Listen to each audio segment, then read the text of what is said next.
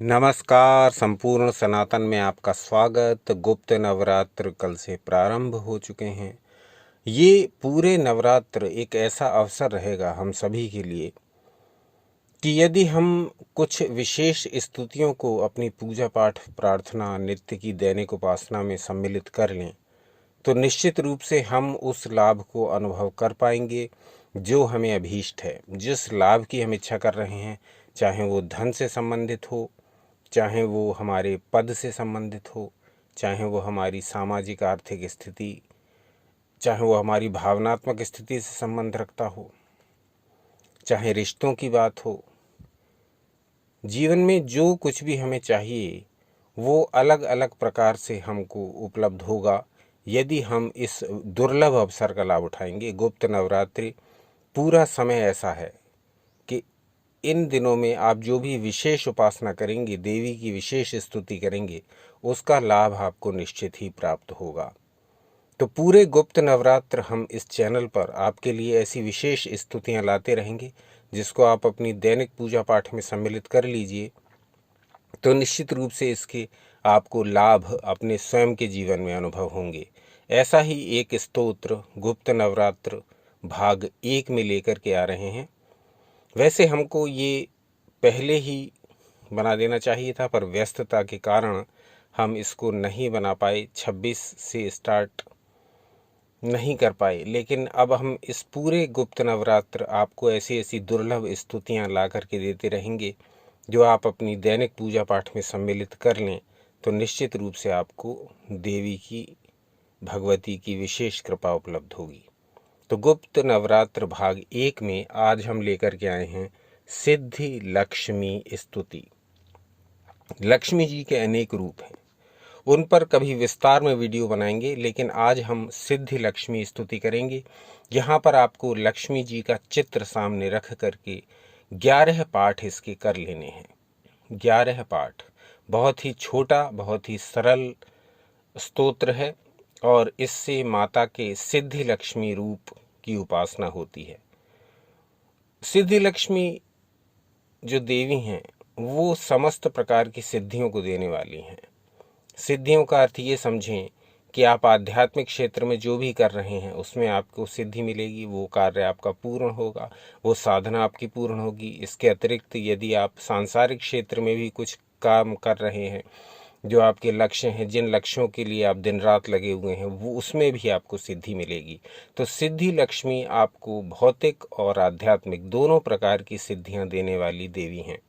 इनको कैसे प्रसन्न किया जाएगा? माता महालक्ष्मी के किसी भी चित्र को अपने सामने रख लीजिए और सिद्धि लक्ष्मी स्तुति का पाठ 11 बार करिए नित्य प्रति, किसी आसन पर बैठकर शुद्ध पवित्र होकर स्नान आदि करके। विशेष कुछ कर्मकांड इसमें करना नहीं है। माता महालक्ष्मी को मन से स्मरण करके, भगवान श्री गणेश को मन से स्मरण करके बस इस स्तोत्र को पाठ को प्रारंभ कर दीजिए। मात्र 11 पाठ इसको प्रतिदिन करके इस गुप्त नवरात्र में इसका प्रभाव अपने जीवन में अनुभव करिए। तो आपकी स्क्रीन पर प्रदर्शित हो रहा है सिद्धि लक्ष्मी स्तुति स्तोत्र, जिसमें 3 श्लोक हैं। इन तीनों श्लोकों का पाठ हमें करना है, ध्यान पूर्वक करना है, जितना भी संभव हो उतना शुद्धता से करना है। तो प्रारंभ करते हैं। आकार ब्रह्म रूपेण ओंकारं विष्णुमव्ययम् सिद्धि लक्ष्मी परालक्ष्मी। इसको पुनः पढ़ें। सिद्धि लक्ष्मी परालक्ष्मी लक्ष लक्ष्मी नमोस्तुते यः श्री पद्मवने कदम्ब शिखरे राजग्रहे कुञ्जरे श्वेते चाश्वयुते वृषे च युगले यज्ञे च यूपस्थिते शङ्खे देवकुले नरेन्द्रभवने गङ्गतटे गोकुले या श्रीस्तिष्ठति सर्वदा मम गृहे भूयात् सदा निश्चला या सा पद्मासनस्था विपुलकटितटी पद्मपन्त्रायताक्षी गम्भीरावर्तनाभिः स्तनभरनमिता शुद्धवक्त्रोत्तरीया लक्ष्मीर्दिव्यैर्गजेन्द्रैर्मणिगणखचितः स्नापिता हेमकुम्भैर्नित्यं सा पद्महस्ता मम वसतु गृहे सर्वमांगल्ययुक्ता। तो 1, 2 और 3 ये 3 श्लोकों की सिद्धि लक्ष्मी स्तुति बनी, सिद्धि लक्ष्मी स्तोत्र बना। इस सिद्धि लक्ष्मी स्तोत्र का याद यदि आप अपनी दैनिक पूजा में इसको सम्मिलित कर लेते हैं तो इन गुप्त नवरात्र के अवसर पर आपको अपने भौतिक कर्म हो या अपने आध्यात्मिक कर्म हो, उनको आपको सिद्धि प्राप्त होगी। यहाँ कहा गया है कि आप आकार आदि वर्ण और ओंकार का स्वरूप हो, आप सिद्धि लक्ष्मी हो, आप परालक्ष्मी हो, आप लक्ष्य लक्ष्मी हो। अब लक्ष्मी जी के जो अनेक रूप हैं उसमें एक लक्ष्य लक्ष्मी भी है। हम सदा किसी न किसी इस जीवन में लक्ष्य की प्राप्ति के लगे रहते हैं। मरते दम तक हमारे पास कोई ना कोई एक एम होता है, एक लक्ष्य होता है। मैं इसे प्राप्त करूंगा, मैं इसे प्राप्त करूंगी, इसी दिशा में मेरे कार्य होते हैं। तो लक्ष्य लक्ष्मी की स्तुति, परालक्ष्मी की स्तुति और सिद्धि लक्ष्मी की स्तुति एक ही साथ हो जाती है। यहाँ आपके जो सांसारिक एम हैं वो भी पूरे होते हैं और यहाँ आपके जो आध्यात्मिक लक्ष्य हैं वो भी पूरे होते हैं। तो माता महालक्ष्मी के रूप सौंदर्य का वर्णन करने के साथ साथ इस स्तुति में माता महालक्ष्मी से प्रार्थना की गई है कि हे महालक्ष्मी, आप मेरे घर पर निश्चल रूप से निवास करें। विशेष बात ये समझ लीजिए, श्री लक्ष्मी जी को चंचला कहा जाता है और यहाँ इस स्तुति में ये स्पष्ट कहा गया है कि आप मेरे घर में निवास करें, परंतु निश्चल रूप से, अचल रूप से सदा रहें। आप आएं और आप चली न जाएं, इस प्रकार से ना रहें। देखिए इस लाइन पर विशेष ध्यान दीजिए। या शीस्तिष्ठति सर्वदा मम गृहे भूयात सदा निश्चला। आप मेरे घर में तो सदा निवास करें, परंतु निश्चल रूप से निवास करें। तो सिद्धि लक्ष्मी स्तोत्र का जो भी कोई इन गुप्त नवरात्र में पूरी श्रद्धा, विश्वास, आस्था और उल्लास के साथ पढ़ता है, उसको अचला लक्ष्मी की प्राप्ति होती है। बहुत कम स्तोत्र ऐसे हैं जिनके पाठ से अचला लक्ष्मी की प्राप्ति होती है। उनमें से एक है श्री शिव तांडव स्तोत्र, जिसके विषय में भी हम कभी चर्चा करेंगे आगे के अंकों में।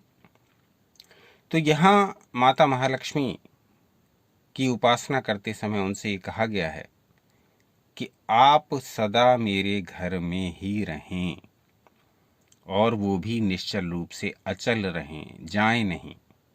अंतिम पंक्ति देखिए, नित्यम सा पद्महस्ता मम वसतो गृहे सर्व मांगल्य युक्ता।